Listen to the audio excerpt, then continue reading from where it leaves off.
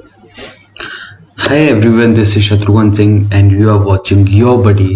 So guys, इस video में मैं आपको बताऊंगा issue of shares at par. ये जो टॉपिक है issue of shares at par, हमारे इशू ऑफ शेयर्स चैप्टर्स का ये बड़ा ही इम्पोर्टेंट टॉपिक है। और basically before starting this topic you have to be understand the things which is that shares are issued at par and issued at premium. What does it mean?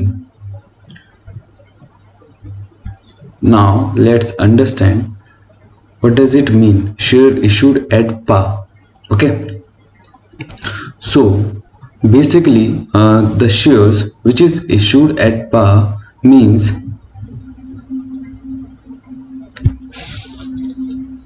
मान लो किसी share की value है, किसी share की face value है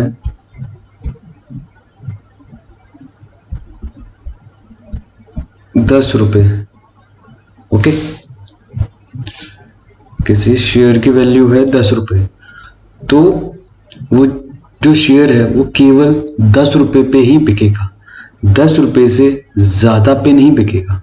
okay, वहीं पे premium की बात करें तो क्या होता है कि मार्केट में कुछ शेयर्स की डिमांड ज़्यादा होती है, तो कंपनियां क्या करती हैं, जब डिमांड ज़्यादा होती है मार्केट में किसी भी शेयर की, तो उस टाइम पे जो कंपनीज होती हैं वो अपने शेयर्स को प्रीमियम पर इशू करती हैं, प्रीमियम पर।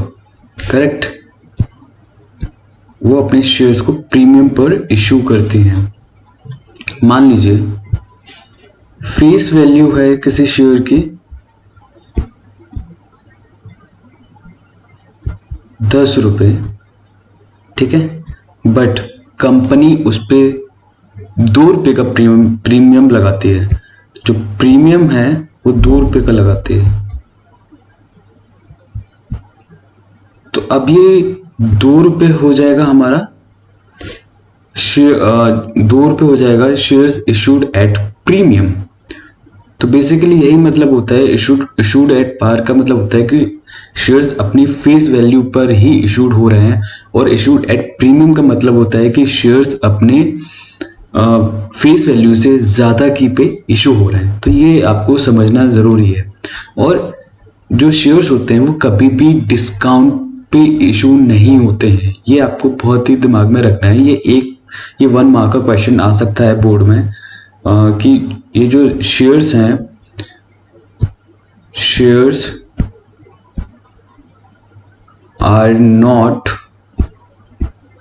इशूड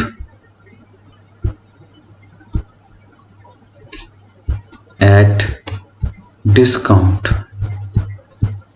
ये आपको बड़ा दिमाग में रखना है कि ये जो शेयर्स हैं वो डिस्काउंट पे इशू नहीं होंगे। करेक्ट, शेयर्स डिस्काउंट पे इशू नहीं होंगे। ओके, चलो, तो ये आप बेसिकली यही 3 चीज़ें थी जो आपको समझनी थी, issued at par, issued at premium और shares are not issued at discount. तो बेसिकली ये 3 चीज़ें थी जो आपको समझनी थी, और पूरा चैप्टर इन्हीं 3 चीज़ों के ऊपर बेस्ड है, और इसी में ही कुछ कुछ चीज़ें ऐड हो जाती हैं और एक क्वेश्चन को कंप्लीट कर देती हैं। तो हमें फंडामेंटल्स को क्लियर रखते हुए क्वेश्चंस को करना है। तो शेयर इशूड एट पार का हमने एक क्वेश्चन लिया है, ये गया क्वेश्चन जो कि आपको विजिबल होगा अब। हाँ, अब विजिबल है। एक कंपनी है A Limited company issued 25,000 ordinary shares of ₹25 each, payable ₹5 on application, ₹10 on allotment, and ₹5 each on subsequent calls. That means first call and second call. Now 20,000 shares were fully subscribed and money duly received. You are required to give journal entries, cash book. Okay, तो इसमें करना क्या है कि company ने यहाँ पे देखो, यहाँ पे कंपनी ने इशूड कितने करे हैं शेयर्स, 25,000 शेयर्स को इशूड करा है, और अप्लाइड कितने शेयर्स हैं, वो है 20,000 शेयर्स को। मतलब ये अंडर सब्सक्रिप्शन का केस है, जो कि आगे आप पढ़ोगे। ये बेसिकली छोटा सा क्वेश्चन मैंने लिया ताकि आप समझ सकें इशूड एट पार का मतलब। करेक्ट। अब एक शेयर की वैल्यू, शेयर की फेस वैल्यू क्या थी, 25 रुपीज थी, ठीक है। और वो 25 रुपीज जो फेस वैल्यू थी शेयर की, वो ब्रेक हुई application, allotment, first call and final call में। तो वो किस तरीके से, एप्लीकेशन में हमारा हो गया 5 रुपये, अलॉटमेंट में 10 रुपये, और फर्स्ट कॉल पे 5 रुपये, सेकेंड कॉल पे 5 रुपये। तो इस तरीके से वो पूरा ब्रेक कर लिया गया उस शेयर की फेस वैल्यू को। करेक्ट।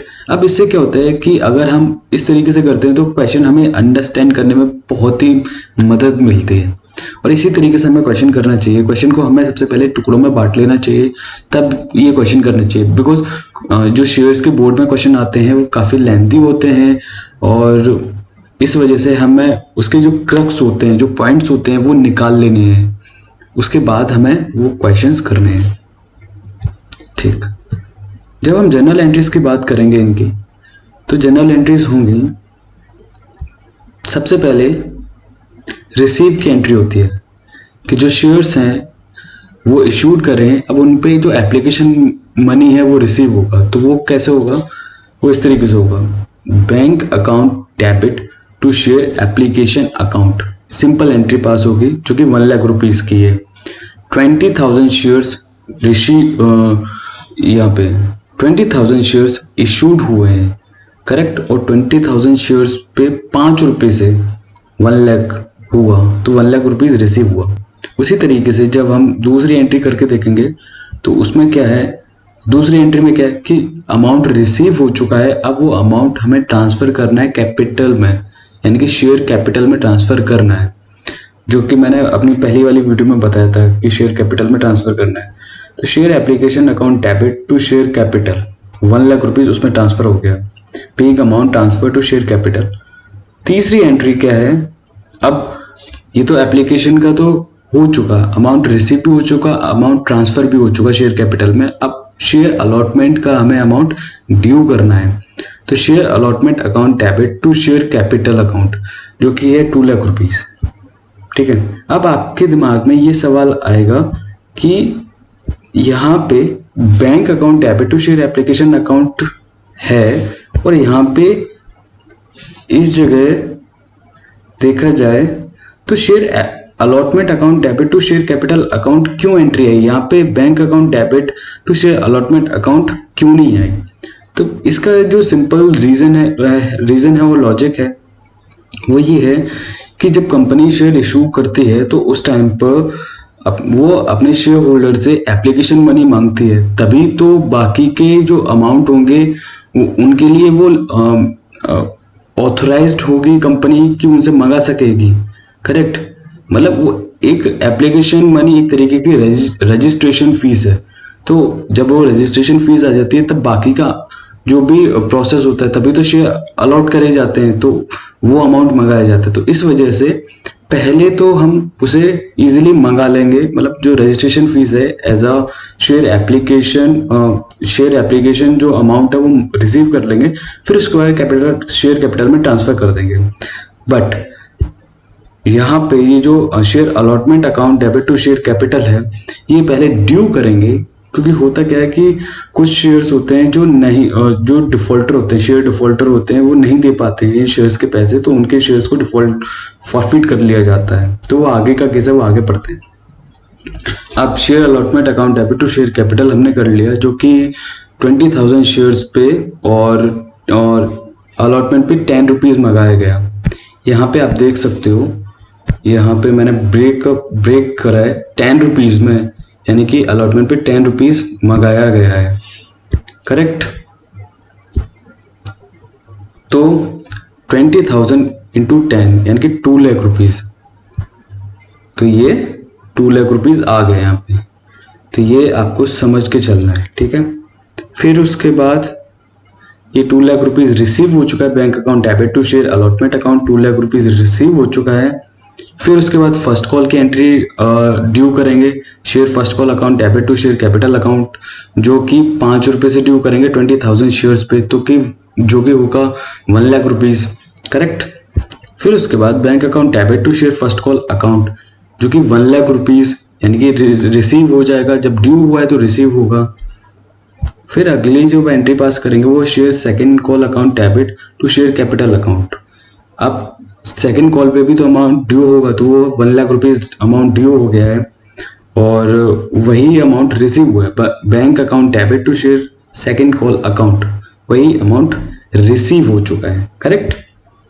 अब उसके बाद क्या है कि हमारी जनरल एंट्रीज हो चुकी हैं। अब जनरल एंट्री को हमें कैश बुक में ट्रांसफ़र करना है। तो बेसिक सिंपल है, बहुत ही सिंपल है ये चीज़। क्यों सिंपल है? जो अमाउंट हमें रिसीव हुआ है, यानी कि जो एंट्रीज हमने ऊपर पास करी थी, bank account debit to share application account और bank account debit to share allotment, bank account debit to share first call और सेकंड कॉल, तो ये जो भी एंट्रीज हमने पास करी थी, हमें वही इस कैश बुक की लेजर में पोस्ट कर देना है सिंपली, करेक्ट। अब यहाँ पे ये जो कैश बुक दिया है ना, ये यहाँ पे ये जो कैश बुक है, ये कैश बुक बोलते हैं, लेकिन बेसिकली होता क्या है कि ये बैंक का ही काम करता है एक तरीके से, ठीक है। ओके, तो हमें नॉर्मली वो एंट्रीज पास कर देनी है, वो एंट्रीज इसमें डाल देनी है। तो पहले ये क्या है, टू शेयर एप्लीकेशन अकाउंट जो कि 1 लाख रुपीज़ ट्रांसफ़र हो गए, फिर टू शेयर अलॉटमेंट अकाउंट जो कि 2 लाख रुपीज़ ट्रांसफ़र हो गए। उसी तरीके से फर्स्ट कॉल भी ट्रांसफ़र हो गया, सेकंड कॉल भी ट्रांसफ़र हो गया। अब यहाँ पे सिंपल बाई बैलेंस CD करके 5 लाख रुपीज़ बैलेंस आ गया वो उधर, यानी कि कैश बुक का बैलेंस क्या है, 5 लाख रुपीज़ क्रेडिट हो गया, उसमें कैरिड डाउन हो गया, करेक्ट। तो इस तरीके से ये शेयर्स का क्वेश्चन होगा। ये बहुत ही सिंपल क्वेश्चन था जो लिया था। आगे की वीडियो जब मैं डालूंगा तो उसमें काफ़ी एडवांस लेवल के क्वेश्चन होंगे और काफ़ी अच्छे क्वेश्चंस होंगे जो हम करेंगे और अच्छी तरीके से सीखने की कोशिश करेंगे। आगे और भी टॉपिक्स हैं इसमें, इशू ऑफ शेयर्स में बहुत सारे टॉपिक्स हैं जो हम कवर करने वाले हैं और ये आपको इसी तरीके की हाई क्वालिटी वीडियोस देखने को मिलेंगी। तो उसके लिए आपको चैनल ज़रूर सब्सक्राइब करना है ताकि आप ये हाई क्वालिटी वीडियोस और ये इम्पोर्टेंट टॉपिक्स आप मिस ना कर पाएँ, बिकॉज ये 8 मार्क्स का आता है और ये आपका 10% वेटेज रखता है पूरा। सो गाइज, इस चीज़ पे आप ध्यान दें। और बेसिकली अब रिकैप करते हैं, हम जो भी हमने अभी तक पढ़ा है वो रिकैप करते हैं। वो क्या है कि पहला टॉपिक हमने जो पढ़ा था इशू ऑफ शेयर्स का, वो है issue of shares at par. मतलब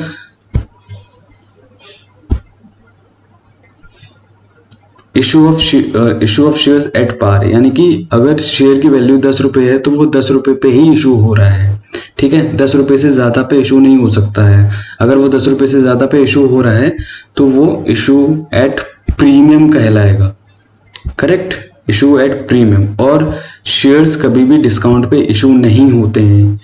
तो बेसिक फंडामेंटल जो हमने इस क्लास में सीखा वो ये share issued at par, share issued at premium and share issued at discount. तो डिस्काउंट पे तो इशू नहीं होते हैं, करेक्ट। तो आज के लिए इतना ही, और ये कंसेप्ट आप रिवाइज करना ताकि आपको ये समझ में आए, करेक्ट। और अपने जो भी क्वेरीज हैं वो कमेंट बॉक्स में लिखो और मैं वो क्वेरीज आपकी सॉल्व करता हूँ। तब तक के लिए अपना और अपनों का ख्याल रखें और ये वीडियो अपने जो जूनियर्स हैं उन्हें शेयर करें, या फिर जो आपके सीनियर्स हैं उन्हें भी शेयर करें। Okay, so guys, all the best and good luck for your future, and this is Shatrughan Singh, your buddy.